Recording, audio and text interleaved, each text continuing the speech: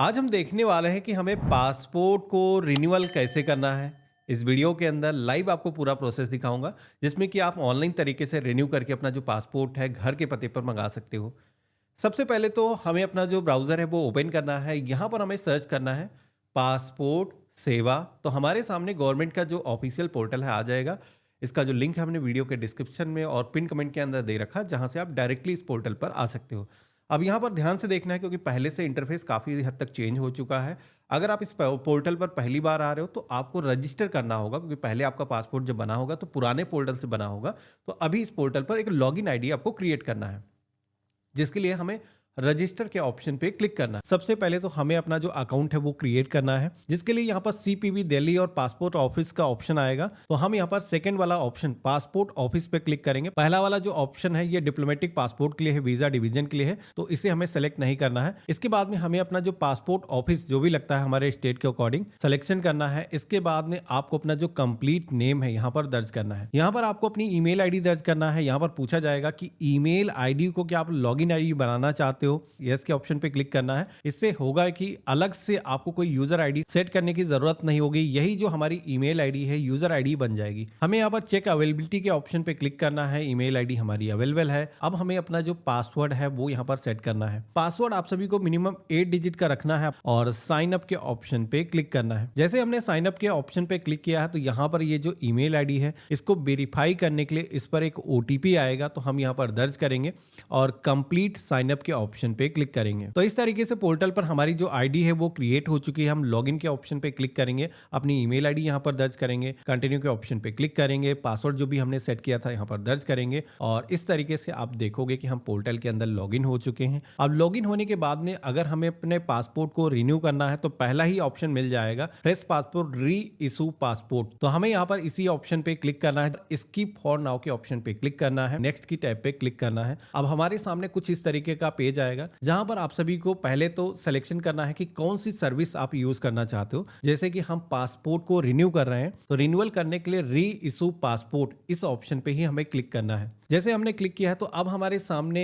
कई सारे ऑप्शन आते हैं, जिसमें कि आप देखोगे कि किस वजह से आप अपने पासपोर्ट को दोबारा से जारी कराना चाहते हो, जिसमें कि कई सारे कारण हो सकते हैं। जैसे कि आपकी जो इंफॉर्मेशन है वो पहले से कुछ चेंज हो चुकी है, आपका जो पासपोर्ट है वो डैमेज हो चुका है, पेज उसके फिल हो चुके हैं, या फिर आपका जो पासपोर्ट है वो खो गया है। इसी के साथ में आपका जो पासपोर्ट है जैसे कि एक्सपायर हो गया है, तो एक्सपायर होने के केस में भी दो ऑप्शन यहाँ पर मिलते हैं।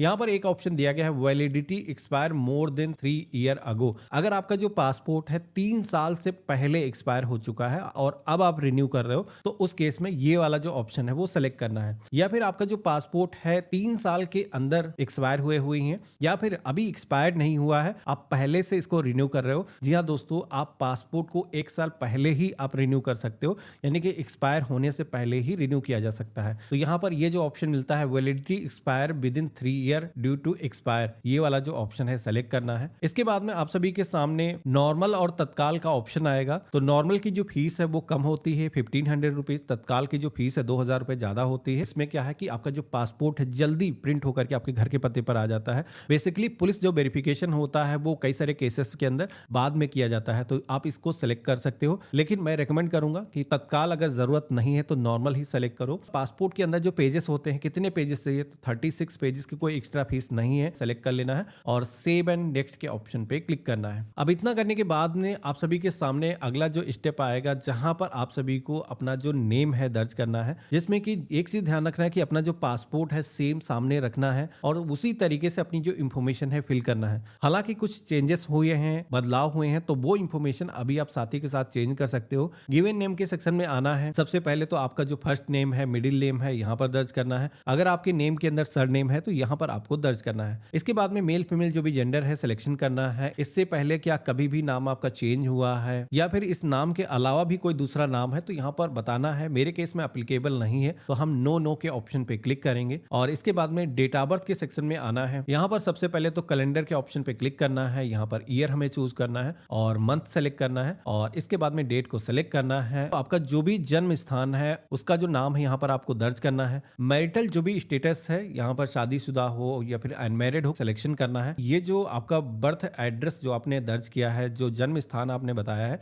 वो क्या इंडिया के बाहर है? तो नहीं है, इंडिया के अंदर ही है। तो हम यहाँ पर नो के ऑप्शन पे क्लिक करेंगे और इसके बाद में जो भी स्टेट लगता है स्टेट सेलेक्ट करेंगे, अपना जो डिस्ट्रिक्ट है जन्म स्थान का ये सेलेक्ट करना है। इसके बाद में सिटीजनशिप ऑफ इंडिया के सेक्शन में आना है। तो यहाँ पर सिटीजनशिप आपको इंडिया के कैसे मिली है, तो जैसे कि हमें जन्म से मिली हुई है तो हम इसको सेलेक्ट करेंगे। इसके बाद में आप सभी के सामने कुछ डॉक्यूमेंट के ऑप्शन आएंगे, जैसे कि आपका पैन कार्ड हो गया, वोटर आईडी कार्ड हो गया। तो आपके पास में जो भी दस्तावेज मौजूद है इनमें से उसका जो सीरियल नंबर है वो आपको यहाँ पर दर्ज करना है। तो ये जरूरी नहीं है, आप इनको ब्लैंक भी छोड़ सकते हो। यहाँ पर कई सारे ऑक्यूपेशन के ऑप्शन दिए गए हैं, जैसे कि कोई हाउसवाइफ है, होम मेकर सेलेक्ट करेगा, स्टूडेंट है, या फिर खुद का आप बिजनेस करते हो तो सेल्फ एम्प्लॉयड ऑप्शन मिलेगा।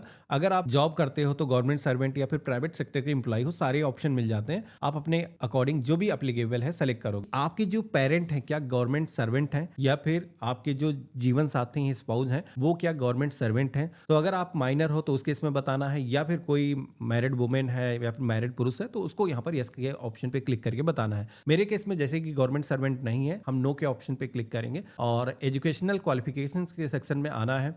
यहाँ पर आपकी जो क्वालिफिकेशन है 10वीं या फिर 10वीं से ज्यादा है, 7वीं या फिर 7वीं से कम है, 8वीं या फिर 9वीं है। तो यहाँ पर अलग अलग ऑप्शन दिए गए हैं। आपके केस में जो भी एजुकेशनल क्वालिफिकेशन का वर्तमान में लेवल है आपको सिलेक्शन करना है। एक चीज बता देता हूँ कि आपका जो वर्तमान पासपोर्ट है वो इस चीज पे डिपेंड करता है कि जब आप रिन्यू करते हो कि वर्तमान में आपकी क्वालिफिकेशन का लेवल क्या है। हो सकता है इससे पहले जब आपने पासपोर्ट बनवाया हो उस समय क्वालिफिकेशन आपकी हाई स्कूल से कम हो, तो उस केस में आपका जो पासपोर्ट है नॉन ईसीआर कैटेगरी का नहीं होगा। लेकिन अभी जो क्वालिफिकेशन है, अगर आपकी हाई स्कूल हो चुकी है या फिर उससे ज्यादा हो चुकी है, तो आपको नॉन ईसीआर कैटेगरी का जो पासपोर्ट है वो मिल जाएगा। नॉन ईसीआर कैटेगरी का जो पासपोर्ट है वो ज्यादा पावरफुल माना जाता है अगर आप किसी गल्फ कंट्री के अंदर काम करने के लिए जाते हो। हालांकि दोनों ही केस में पासपोर्ट आपका बन जाता है। इसके बाद में अगला ऑप्शन मिलता है विजिबल डिस्ट्रीब्यूशन मार्क का, जहां पर आप सभी के बॉडी पर कोई ऐसा पहचान चिन्ह है जैसे कि मसा, तिल, चोट का कोई निशान है। अगर आप डिस्क्लोज करना चाहो तो बता सकते हो, हालांकि कोई जरूरी नहीं है। अगर आप ब्लैंक छोड़ना चाहते हो तो इसे छोड़ भी सकते हो। आधार नंबर अपना दर्ज करना है, आई एग्री के ऑप्शन पे क्लिक करना है, सेव एंड नेक्स्ट के ऑप्शन पे क्लिक करना है। तो इस तरीके से हमने अभी तक जो भी डेटा सेव किया है यहाँ पर सुरक्षित हो चुका है। अब इसके बाद में इस स्टेप पर आपको करना क्या है, अपने फादर का नेम, इसी के साथ में मदर का नेम, लीगल गार्जियन का जो सेक्शन है आप ब्लैंक छोड़ सकते हो, सेव एंड नेक्स्ट के ऑप्शन पे क्लिक करना है। तो इस तरीके से ये भी स्टेप कंप्लीट हो चुका है। अब बारी आती है एड्रेस डिटेल की, जहां पर आप सभी को सबसे पहले तो टिक करना है कि आपका जो एड्रेस है इंडिया के बाहर तो नहीं है। तो नो के ऑप्शन पे क्लिक करेंगे और यहाँ पर हमें अपना जो हाउस नंबर है, जो भी बिल्डिंग अपार्टमेंट का नाम है वो दर्ज करना है। अगर आप ग्रामीण क्षेत्र से हो तो अपने विलेज का नाम यहाँ पर दर्ज करोगे और इसके बाद में ग्राम सभा का जो नेम है यहाँ पर दर्ज करना है। और यहाँ पर अगर शहरी क्षेत्र से हो तो अपने शहर का नाम दर्ज करना है और जो भी पिन कोड लगता है आपके एरिया का, पोस्ट ऑफिस का, यहाँ पर दर्ज करना है। स्टेट आपको सेलेक्ट करना है, डिस्ट्रिक्ट चूज करना है और जो आपका वर्तमान पता है जो भी आप दर्ज कर रहे हो इसका जो पुलिस स्टेशन है उसकी लिस्ट यहाँ पर आपको मिल जाएगी, इसमें से सिलेक्शन करना है। यहाँ पर एक चीज बता देता हूँ कि ये जो पता है मे बी ऐसा हो सकता है कि पहले जब आपने पासपोर्ट बनवाया था तो हो सकता है आप किसी दूसरे एड्रेस पर रह रहे होंगे और अभी वर्तमान के अंदर अगर आपका जो एड्रेस है वो चेंज हो चुका है तो वर्तमान जो पता है वो आपको यहाँ पर दर्ज करना है और इसी नए पते पर आपका जो पुलिस वेरिफिकेशन है वो कंडक्ट किया जाएगा। इसके बाद में मोबाइल नंबर आपको यहाँ पर दर्ज करना है, टेलीफोन नंबर होगा नहीं तो आप इसे छोड़ सकते हो। यहाँ पर हमें अपनी जीमेल आईडी ही इंटर कर देना है। यहीं पर एक ऑप्शन मिलेगा परमानेंट एड्रेस वाला। तो यहाँ पर अगर आपके केस में परमानेंट एड्रेस है, आपके केस में एप्लीकेबल है, तो यहाँ पर यस के ऑप्शन पे क्लिक करोगे तो आपको परमानेंट एड्रेस मैनुअली दर्ज करना है। तो यहाँ पर आप नो के ऑप्शन पे क्लिक करोगे तो अलग से एक नया पता जोड़ने का ऑप्शन आ जाएगा। हालांकि मोस्टली लोगों के केस में क्या होगा कि दोनों ही एड्रेस सेम ही होंगे, आपको अलग से कोई पता दर्ज करने की जरूरत नहीं होगी। तो आप यस के ऑप्शन पे क्लिक कर दोगे, दोनों पता आपके सेम हो जाएंगे। परमानेंट एड्रेस हो सकता है कुछ लोगों को ना पता हो तो बता देता हूं कि जैसे कि आप टेम्परेरी किसी जगह पर रह रहे हो और आपके केस में कोई परमानेंट एड्रेस भी है तो आप यहां पर बता सकते हो। तो हमने यहां पर इस तरीके से फिल कर दिया है। अब हम सेव एंड नेक्स्ट के ऑप्शन पे क्लिक करेंगे। अब यहां पर आप सभी को इमरजेंसी कॉन्टेक्ट डिटेल का एक सेक्शन मिलेगा, जहां पर आप सभी को अपने घर का कोई भी एक व्यक्ति, जैसे कि आपके मम्मी हो सकते हैं, पापा हो सकते हैं या फिर आपके भाई हो सकते हैं, उनका नाम और उनका जो कंप्लीट एड्रेस है एक ही लाइन के अंदर इंटर करना है विदाउट एनी सिंबल के। अगर उनका मोबाइल नंबर डिफरेंट कोई है तो आप दर्ज कर लेना, टेलीफोन नंबर जरूरी नहीं है, ईमेल आईडी अगर है तो दे सकते हो और इसके बाद में सेव एंड नेक्स्ट के ऑप्शन पे क्लिक करना है। अगला जो पेज आएगा जहां पर आप सभी को अपने पासपोर्ट की जो इंफॉर्मेशन है, क्योंकि हम रिन्यू कर रहे हैं तो पुराना जो पासपोर्ट है उसकी जो इंफॉर्मेशन है यहाँ पर दर्ज करना है। जैसे कि यहाँ पर पासपोर्ट नंबर आपका हो जाएगा, इसी के साथ में प्लेस ऑफ इशू यानी कि जहां से भी इशू किया गया है यहाँ पर आपको दर्ज करना है। ये सारी इंफॉर्मेशन आपके पासपोर्ट पर प्रिंटेड मिल जाएगी, वहां से देखना है। और डेट ऑफ इशू क्या था, तो जब भी जारी किया गया गया है उसकी डेट पासपोर्ट पर प्रिंटेड होती है। डेट ऑफ एक्सपायरी क्या थी तो यहाँ पर दर्ज करना है। पासपोर्ट जब अप्लाई किया जाता है उसका फाइल नंबर एक जनरेट होता है, तो वो फाइल नंबर भी पासपोर्ट के एड्रेस के सेक्शन में मौजूद होता है जहां से आपको देखना है और यहाँ पर आपको दर्ज करना है। यहाँ पर आप सभी से पूछा जाता है डिप्लोमेटिक पासपोर्ट की कोई डिटेल अगर है, तो मेरे केस में नहीं है। इससे पहले कभी भी हमने पासपोर्ट के लिए अप्लाई किया है क्या, इशू किया नहीं किया गया है, तो ऐसा मेरे केस में नहीं है। हम नो के ऑप्शन पे क्लिक करेंगे और सेव एंड नेक्स्ट के ऑप्शन पे क्लिक करेंगे। तो इस तरीके से ये जो सेक्शन है कंप्लीट हो चुका है। यहाँ पर आप सभी के सामने कुछ क्वेश्चन आते हैं जहां पर बेसिकली पासपोर्ट की जो एलिजिबिलिटी है वो तय होती है। जैसे कि यहाँ पर इंडिया के अंदर आप पे कोई क्रिमिनल केस तो नहीं चल रहा है, अगर कुछ ऐसी चीजें हैं तो आपको बताना है। तो मोस्टली क्वेश्चन जितने हैं यहाँ पर नो ही होने चाहिए। अगर आपके केस में कोई स्पेशल केस ऐसा है जो अप्लीकेबल है तो आपको यहाँ पर यस के ऑप्शन पे क्लिक करना है। मेरे केस में सभी पे मैंने नो नो के ऑप्शन पे क्लिक कर दिया है। अब हमें सेव एंड नेक्स्ट के ऑप्शन पे क्लिक करना है। तो अब हमारे सामने पासपोर्ट जो नया बन करके आएगा उसका एक प्रीव्यू पेज आ जाएगा जहां पर पासपोर्ट पर कौन सी इंफॉर्मेशन कहां पर है वो आपको देखने को मिल जाएगी। तो पुराने पासपोर्ट से आपको मिलान कर लेना है। कोई चीज अगर आपने करेक्शन करी है तो वो आपको यहाँ पर नहीं देखने को मिलेगी और यहाँ पर आपको आई एग्री के ऑप्शन पे क्लिक करना है अगर सारी चीजें सही है। अगर कोई चीज गलत है तो प्रीवियस पेज पर जा करके आप उसको मॉडिफाई कर सकते हो। मैंने यहाँ पर सेव एंड नेक्स्ट के ऑप्शन पे क्लिक किया है। तो अब हमारे सामने डॉक्यूमेंट सिलेक्शन का पेज आ जाएगा जहां पर ये जो पासपोर्ट है इसको बनाने के लिए कौन कौन से आप दस्तावेज देने वाले हो। तो पासपोर्ट को बनाने के लिए दो तरीके के मेन दस्तावेज चाहिए होते हैं, जो कि एक है प्रूफ ऑफ बर्थ का यानी कि जन्म स्थान का, इसी के साथ में प्रूफ ऑफ रेसिडेंस का, एड्रेस का। जहां पर आप सभी को सबसे पहले प्रूफ ऑफ बर्थ की टैब पे क्लिक करना है। तो यहाँ पर जन्म के लिए कौन कौन से दस्तावेज दिए जा सकते हैं, तो आप सभी का अगर बर्थ सर्टिफिकेट आपके पास में है तो आप दे सकते हो। इसी के साथ में वोटर आईडी कार्ड हो गया, ड्राइविंग लाइसेंस हो गया, आपका पैन कार्ड है वो भी यहाँ पर लगाया जा सकता है। इसी के साथ में एजुकेशनल डॉक्यूमेंट जैसे कि टीसी या फिर आप सभी का जो सर्टिफिकेट हाई स्कूल का वो भी यहाँ पर लग जाएगा। इसके अलावा सेकंड डॉक्यूमेंट मिलता है प्रूफ ऑफ प्रेजेंट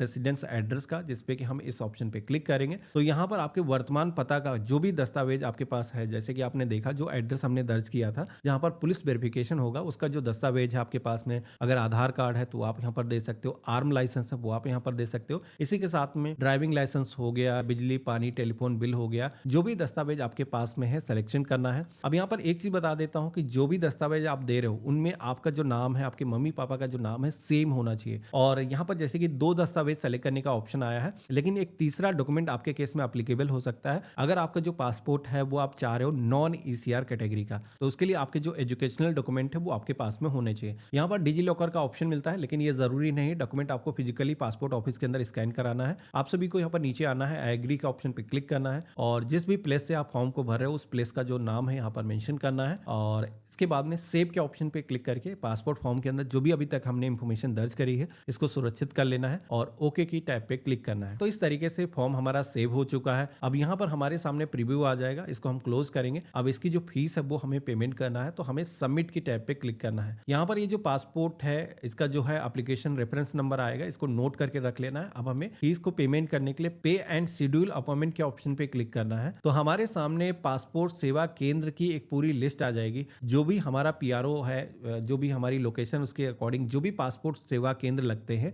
उनकी लिस्ट पूरी दी गई। यहाँ पर पीएसके जो होते हैं ये पासपोर्ट सेवा केंद्र जो गवर्नमेंट के मेन पासपोर्ट सेवा केंद्र है। इसी के साथ में पीओ पीएसके जो मेंशन करेंगे, ये रिसेंटली गवर्नमेंट ने पोस्ट ऑफिस के अंदर जो पासपोर्ट सेवा केंद्र ओपन करे हैं उनके नाम आपको देखने को मिल जाते हैं। तो यहाँ पर भी जाकर के आप वेरीफाई करा सकते हो। तो यहाँ पर आप सभी लोग देखोगे जैसे ही हमने पासपोर्ट ऑफिस का सिलेक्शन किया है तो उसका जो कंप्लीट एड्रेस है वो यहाँ पर आ चुका है और इसी के साथ में एक रैंडम डेट यहाँ पर सेलेक्ट होकर के आ चुकी है। तो अगर आप चाहो तो इसी डेट को पासपोर्ट ऑफिस जा करके अपना जो वेरिफिकेशन है वो करा सकते हो। अगर आप चेंज करना चाहो तो इस कैलेंडर के ऑप्शन पे क्लिक करके डेट आप इस कैलेंडर से आगे पीछे की डेट जैसे कि ग्रीन जो भी दिख रही है, तो हम यहाँ पर अपने कंफर्ट के अकॉर्डिंग जो भी डेट के अंदर जाना चाहते हैं सिलेक्शन करेंगे और मेक पेमेंट के ऑप्शन पे क्लिक करेंगे। हमें पे नाउ के ऑप्शन पे क्लिक करना है पेमेंट करने के लिए। एसबीआई का जो पेमेंट गेटवे है वो यहाँ पर आ जाएगा। यहाँ पर आप net banking, debit card, credit card या फिर यूपीआई के माध्यम से ऑनलाइन अपना जो पेमेंट है वो कर सकते हो। तो यहाँ पर छोटा सा पेमेंट है, हम यूपीआई के जरिए पेमेंट कर सकते हैं। हमने यहाँ पर सिलेक्शन किया है और यूपीआई आईडी मैन्युअली आप गूगल पे, फोन पे की यहाँ पर दर्ज कर सकते हो या फिर क्यूआर कोड का ऑप्शन यहाँ पर दिया गया है, इस पर क्लिक करके एक मर्चेंट वाला क्यूआर कोड यहाँ पर ले सकते हो, जिसे स्कैन करोगे अपनी एप्लीकेशन के जरिए आपका जो पेमेंट है वो यहाँ पर सफलतापूर्वक हो जाएगा।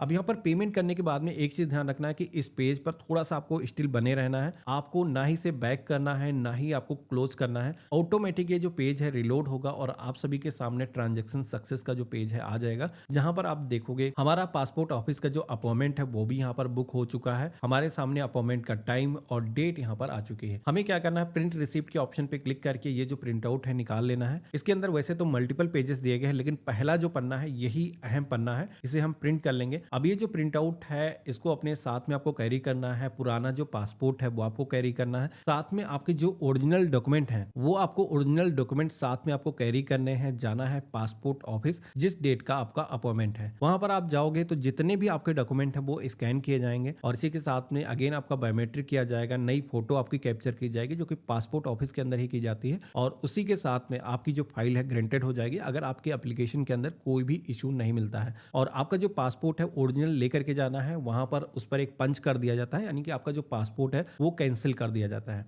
और नया जो पासपोर्ट है वो प्रिंटिंग के लिए चला जाता है। तो ये चीज आपको क्लियर कर देता हूं कि पुलिस वेरिफिकेशन रिन्यू करने के केस में भी जरूरी होता है। तो इस तरीके से आप अपना जो पासपोर्ट है आप घर बैठे रिन्यू कर सकते हो। बाकी अगर आप इंडिया के बाहर हो, किसी फॉरेन कंट्री के अंदर हो, तो उस केस में पासपोर्ट वहां से कैसे आप रिन्यू करा सकते हो, इसका वीडियो मैं जल्दी लाने वाला हूं। तो अगर आप उस टॉपिक पर वीडियो चाहते हो तो कमेंट में लिख करके जरूर बताना। हम मिलते हैं ऐसे ही एक नए वीडियो में, तब तक के लिए गुड बाय, जय हिंद।